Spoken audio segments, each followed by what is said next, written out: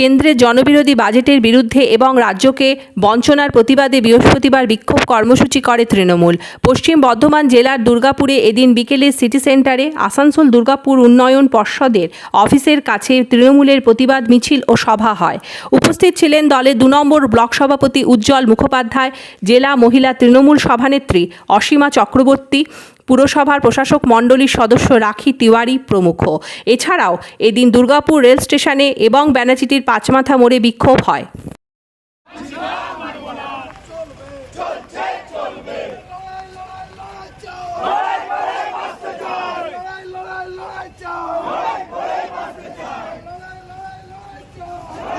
এই যে বাজেট, যেই বাজেট পেশ করেছেন, বাজেট মানে আমরা কি জানি যে সাধারণ মানুষ, নিম্নবিত্ত, উচ্চবিত্ত সবাইকে নিয়ে জনগণের বাজেট আমরা জানি।